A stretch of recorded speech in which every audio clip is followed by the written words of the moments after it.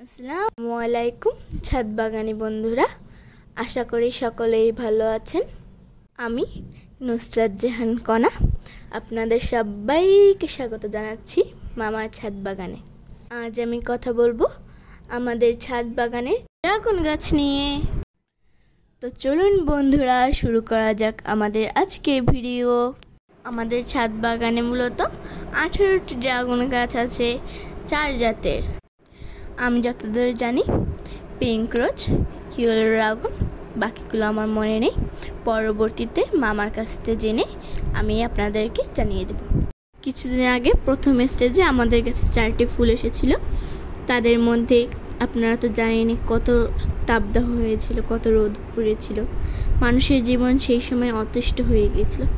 আর সেই সময় আমার গাছ থেকে 3টি ফুল ঝরে যায়, যার তাদের ভিতর থেকে একটি ফুল থেকে ফল তৈরি হয়েছে। দেখুন, আলহামদুলিল্লাহ দ্বিতীয় স্টেজে আমার গাছে 50 থেকে 60টি ফুল এসেছে। আপনারা সকলে দোয়া করবেন যেন এই ফুলগুলো টিকে দেয়। এই যে দেখুন, হলুদ ড্রাগন গাছে প্রথমবারের মতন ফুল এসেছে। এই গাছটি গত বছর বৃক্ষ মেলা থেকে আমরা ক্রয় করেছিলাম। একটি গাছ আমরা কিনেছিলাম, বা একটি গাছ থেকে আমরা 4টি গাছ করেছি। ড্রাগন গাছে টব নির্বাচনের ক্ষেত্রে আপনারা কিছু জিনিস মনে রাখবেন। ড্রাগন গাছ টবে পানি জমা একদমই পছন্দ করে না, তাই টবে ড্রেনেজ ব্যবস্থা আপনারা ভালো রাখবেন।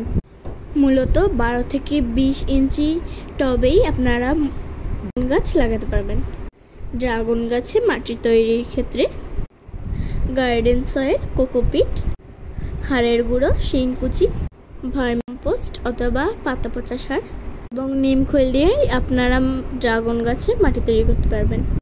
ড্রাগন গাছে ফুল আসার কিছুদিন পূর্বে আপনারা নিম খৈল 7 দিন ভিজিয়ে রেখে সেই খৈল পচা পানি 10 লিটার পানিতে 1 লিটার পানি মিশিয়ে গাছের গোড়ায় দিয়ে দিতে হবে।